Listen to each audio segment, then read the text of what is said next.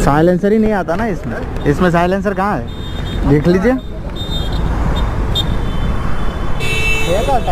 अरे इसमें नहीं आता, इसमें सिर्फ अंडर बेली आता है। KTM में अंडर बेली आता है।